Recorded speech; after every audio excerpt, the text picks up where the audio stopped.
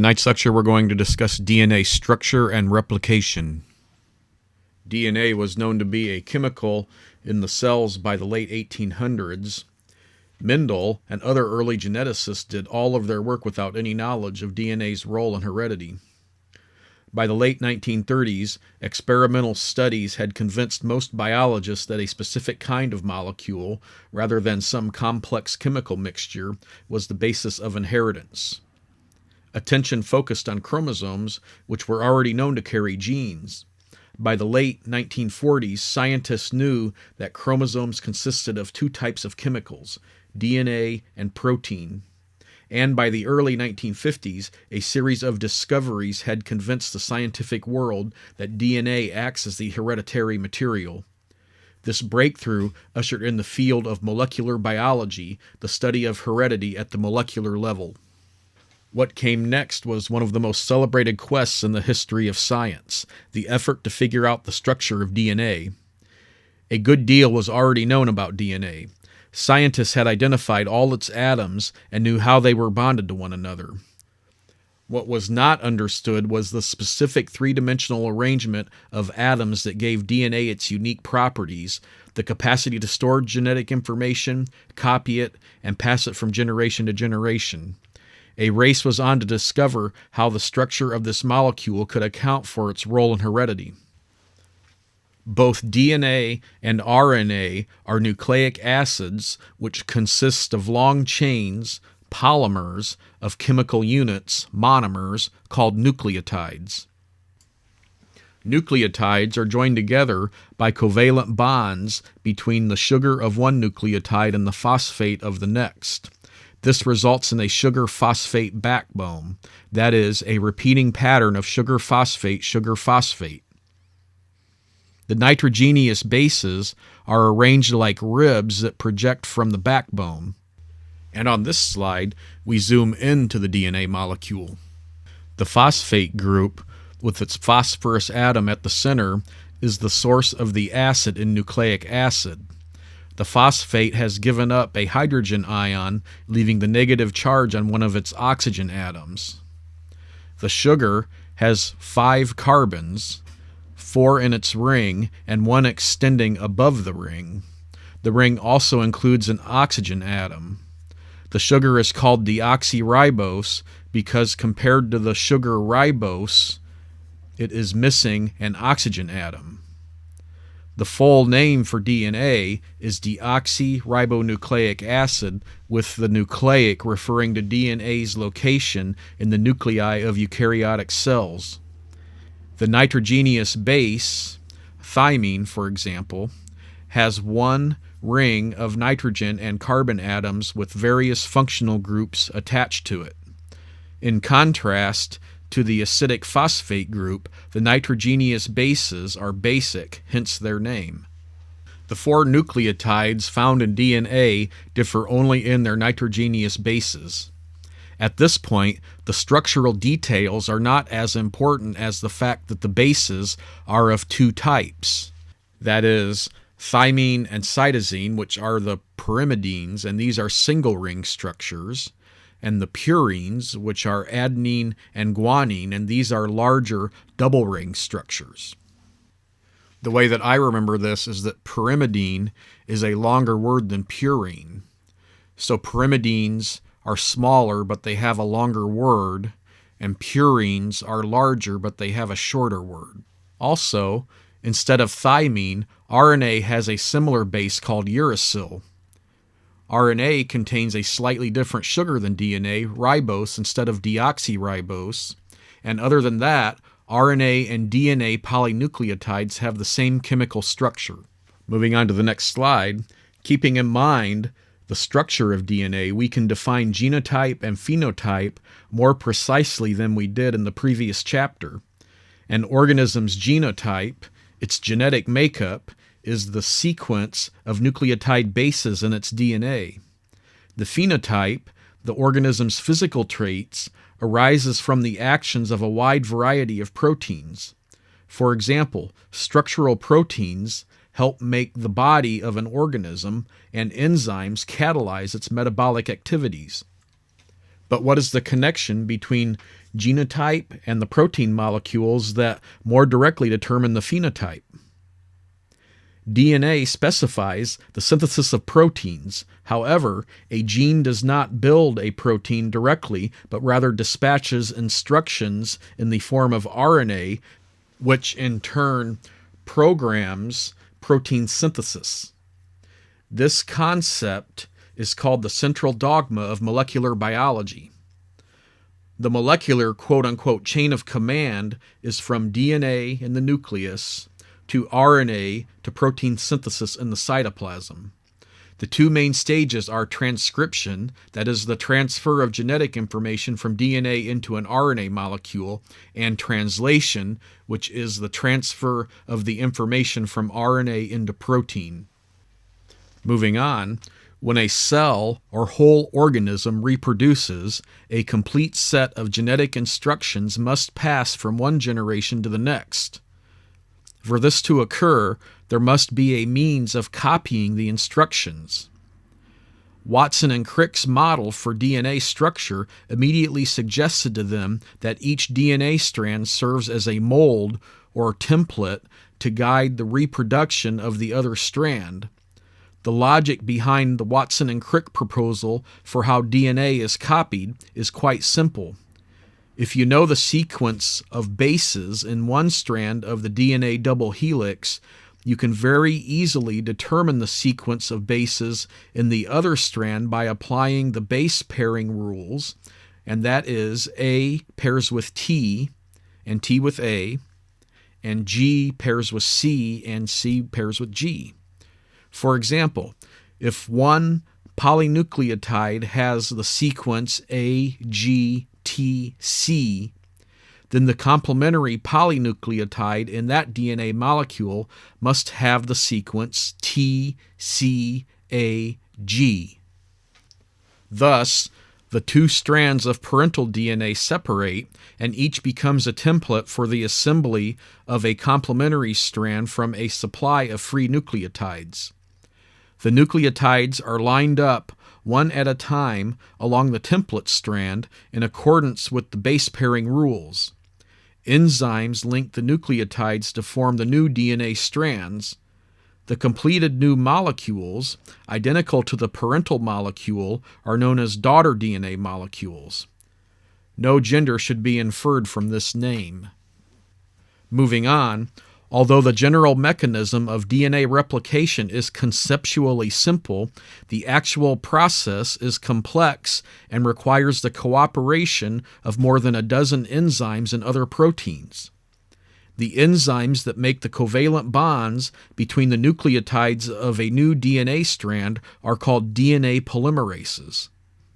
As an incoming nucleotide base pairs with its complement on the template strand, a DNA polymerase adds it to the end of the growing daughter strand, which is becoming a polymer. The process is both fast and amazingly accurate. Typically, DNA replication proceeds at a rate of 50 nucleotides per second, with fewer than 1 in a billion incorrectly paired. In addition to their roles in DNA replication, DNA polymerases and some of the associated proteins are also involved in repairing damaged DNA. DNA can be harmed by toxic chemicals in the environment or by high-energy radiation such as X-rays and ultraviolet light. DNA replication begins at specific sites on a DNA double helix. These sites are called origins of replication. It then proceeds in both directions, creating what are called replication bubbles. And these replication bubbles occur from 5' to 3'. The parental DNA strands open up as daughter DNA strands elongate on both sides of each bubble. The DNA molecule of a eukaryotic chromosome has many origins where replication can start simultaneously, and this shortens the total time needed for the process. Eventually, all the bubbles merge, yielding two completed double-stranded daughter DNA molecules. DNA replication ensures that all the body cells in a multicellular organism carry the same genetic information. It is also the means by which genetic information is passed along to offspring. Moving on, DNA replication is a highly accurate process, but mistakes can occasionally occur, such as a DNA polymerase inserting a wrong base. Uncorrected mistakes may lead to some serious consequences, such as cancer. Repair mechanisms correct the mistakes. In rare cases, mistakes are not corrected, and this leads to mutations. In other cases, repair enzymes are themselves mutated or defective. Most of the mistakes during DNA replication are promptly corrected by the DNA polymerase by proofreading the base that has just been added. In proofreading, the DNA reads the newly added base before adding the next one, so a correction can be made. The polymerase checks whether the newly added base has paired correctly with the base in the template strand. If it is the right base, then the next nucleotide is added. If an incorrect base has been added, the enzyme makes a cut at the phosphodiester bond and releases the wrong nucleotide. This is performed by the exon nuclease action of DNA polymerase III. Once the incorrect nucleotide has been removed, a new one will be added again. Some errors are not corrected during replication, but are instead corrected after replication is completed. This type of repair is known as a mismatch repair. The enzymes recognize the incorrectly added nucleotide and excise it. This is then replaced by the correct base. If this remains uncorrected, it may lead to more permanent damage. How do mismatch repair enzymes recognize which of the two bases is the incorrect one? Well, in E. coli, after replication, the nitrogenous base adenine acquires a methyl group. The parental DNA strand will have methyl groups, whereas the newly synthesized strand lacks them.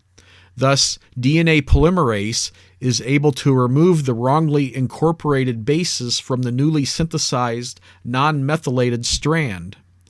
In eukaryotes, the mechanism is not very well understood, but it is believed to involve the recognition of unsealed nicks in the new strand, as well as a short-term continuing association of some of the replication proteins with the new daughter strand after replication has completed. The segment of DNA that is removed is replaced with the correctly paired nucleotides by the action of DNA polymerase. Once the bases are filled in, the remaining gap is sealed with a phosphodiester linkage that is catalyzed by DNA ligase.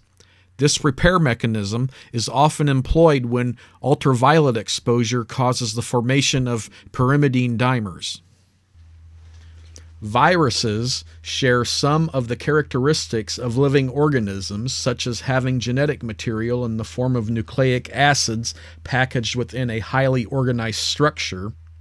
However, because it is not cellular and cannot reproduce on its own, viruses are in general not considered to be alive. To concisely summarize what a virus is, we say that it is nothing more than nucleic acid and a protein coat. So in that respect, there can be two types of viruses. There can be RNA viruses or DNA viruses. A virus can survive only by infecting a living cell with genetic material that directs the cell's molecular machinery to make more viruses. Moving on to viral life cycles, that statement in itself contradicts what we were saying on the previous slide, that viruses are not alive. In the spirit of full disclosure, there are some scientists in the scientific community who do believe that viruses are a life form, myself is included in that group. Is a virus living or non-living? This is a subject of great debate in the scientific community. But for the practical purposes of our course, we will look at the viral life cycles. Viruses that attack bacteria are called bacteriophages, or phages for short. The phage consists of a molecule of DNA enclosed within an elaborate structure made of proteins. The quote-unquote legs of the phage, called tail fibers, bend when they touch the cell surface. The tail is a hollow rod enclosed in a spring-like sheath. As the legs bend, the spring compresses, the bottom of the rod punctures the cell membrane, and the viral DNA passes from inside of the head of the virus into the cell. Once they infect a bacterium, most phages enter a reproductive life cycle called the lytic cycle. The lytic cycle gets its name from the fact that many copies of the phage are produced within the bacterial cell. The bacterium lyses or breaks open, and the second type of viral life cycle is called the lysogenic cycle. During a lysogenic cycle, the viral DNA replication occurs without phage production or the death of the cell. In this example, the phage DNA is incorporated into the host genome, where it is passed on to subsequent generations. Moving on, animal viruses are associated with a variety of human diseases. Some of them follow the classic pattern of acute disease, where symptoms get increasingly worse for a short period, followed by the elimination of the virus from the body by the immune system and eventual recovery from the infection. Examples of acute viral diseases are the common cold and influenza. Other viruses cause long-term chronic infections, such as the virus causing hepatitis C, whereas others, like the herpes simplex virus, only cause intermittent symptoms. Still, other viruses, such as human herpes virus 6 and 7, which in some cases can cause the minor childhood disease roseola, often successfully cause productive infections without causing any symptoms at all in the host, and thus we say these patients have an asymptomatic infection. Moving on, viruses that infect plant cells can stunt plant growth and diminish crop yields. Most known plant viruses have RNA rather than DNA as their genetic material. Many of them, like the tobacco mosaic virus, are rod-shaped with a spiral arrangement of proteins surrounding the nucleic acid. In order to infect a plant, a virus must first get past the plant's outer protective layer of cells, the epidermis. For this reason, a plant damaged by wind, chilling, injury, or insects is more susceptible to infection than a healthy plant. Some insects carry and transmit plant viruses, and farmers and gardeners may spread plant viruses through the use of pruning shears and other tools. Also, infected plants may pass viruses onto their offspring. There is no cure for most viral plant diseases, and agricultural scientists focused on preventing infection and on breeding or genetically engineering varieties of crop plants that resist viral infection. In Hawaii, for example, the spread of papaya ring spot potty virus, or PRSV, by aphids wiped out the papaya, which is Hawaii's second largest crop, in certain island regions. But since 1998, farmers have been able to plant a genetically engineered PRSV-resistant strain of papaya, and papayas have been reintroduced into their old habitats. Moving on, viruses may be small and simple, but they dwarf two other classes of pathogens, that is, viroids and prions. Viroids are small circular RNA molecules that infect plants. Viroids do not encode proteins, but can nonetheless replicate in plant host cells, apparently using cellular enzymes. These small RNA molecules seem to cause disease by interfering with the regulatory systems that control plant growth. Even stranger are the infectious proteins called prions. Prions are believed to cause a number of degenerative brain diseases in various animal species, including scrapie in goats and sheep, chronic wasting disease in deer and elk, Creutzfeldt-Jakob disease in humans, and mad cow disease, which infected over 2 million cattle in the United Kingdom during the 1980s. A prion is thought to be a misfolded form of a protein normally present in brain cells. When the prion enters a cell containing the normal form of the protein, the prion somehow converts the normal protein molecules to the misfolded prion version. To date, there is no known cure for prion diseases, so the only help for avoiding future illnesses lies in the understanding and prevention of the process of infection. So let's recap tonight's lecture. By the end of tonight, you should know how to draw the basic structure of DNA. You should also know how the structure of DNA relates to its function and in the storing of genetic information. You should be able to list the basic steps in DNA replication. You should know what the key enzymes in DNA replication are and their functions. You should know how DNA is proofread. You should be able to draw the basic structure of a virus. You should know the two main types of viral infections. You should be able to describe a prion. And you should know what viroids are and what they target.